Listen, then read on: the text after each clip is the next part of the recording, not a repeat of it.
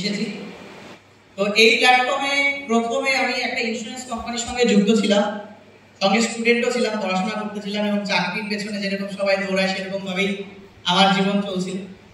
তার মাঝখান থেকে ভেস্টিজ আমার কাছে আসে এবং আমি সবার প্রথমে যেটা জানাবো, আমার সমস্ত আপলাইনদের জন্য একটা জোরদার ক্ল্যাপিং হয়ে যাবে। জোরদার। আজকে এই মাইকটা আমি মনে করি, আমি ফিল করি অনেক নসিবওয়ালা লোকেদের হাতেই আসে। আপনারা মানেন তো? Yes or no? একদম।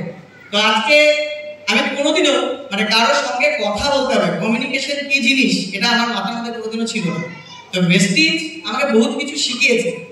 অনেকে অনেক রোজগার, অনেকে গাড়ি বাড়ি, অনেকের কথা বলবো। আমি সব থেকে বড় কথা বলবো, একটা মানুষের মতন মানুষ তৈরি করে ভেস্টিজ। আপনারা মানেন ইয়েস অর নো? তো আজকে নিজেকে আমি অনেক ডেভেলপ করতে পেরেছি। কথা বলা, কারোর সঙ্গে কার সাথে কি বলতে হবে কি বলতে হবে না এটাই জানা ছিল না, বিজনেস তো দূরের কথা। তো ভেস্টিজ বহুত কিছু শিখিয়েছে, যদি আমি লিস্ট বানাই হয়তো সারাদিনে শেষ হবে না।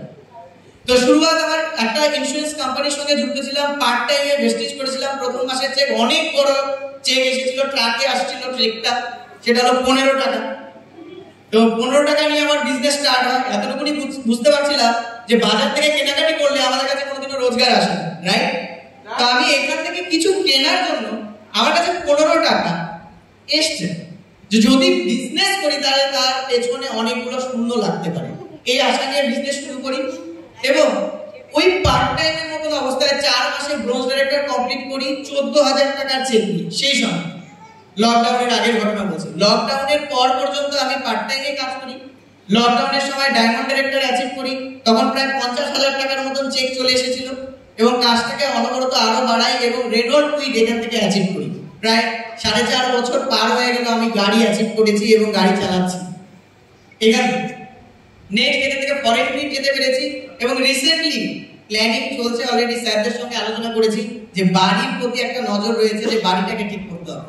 এখান থেকে ক্রাউন ডাইরেক্টর অ্যাচিভ করি এবং হাউস ফান্ড পাচ্ছি প্রতি মাসে এবং আগামী ডিসেম্বরে আমি আমার বাড়ির জায়গাটাকে তৈরি করার চেষ্টা করছি এবং একটা ভালো একটা, যেটা আমার মনে হয় যে আমার থাকার মতো, আমি এখন যেরকম জায়গায় থাকি মনে হচ্ছে যে থাকার মতন, কি ঘুমাতে পারি আছে, থাকার মতন জায়গাটাকে তৈরি করব এবং আমার 2027 সালের মধ্যে আমার যে টার্গেট 3 লাখ টাকা রোজগার করতে হবে।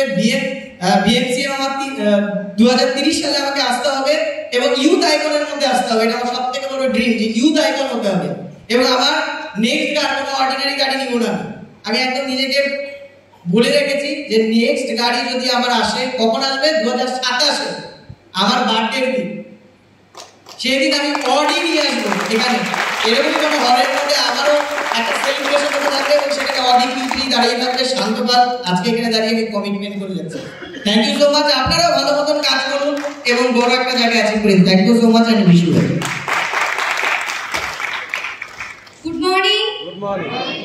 আমি মৌলি সাহাপাল, বর্তমানে ক্রাউন ডাইরেক্টর লেভেলে রয়েছি। স্যারের সাথে এই প্ল্যাটফর্মে একসাথে পথ চলা।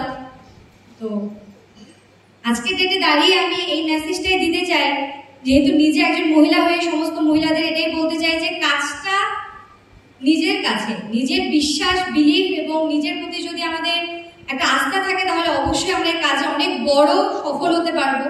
স্বপ্ন সবারই আছে, কম বেশি সবাই স্বপ্ন দেখি, কিন্তু স্বপ্ন পূরণ করা সবার পক্ষে সম্ভব হয়ে ওঠে না।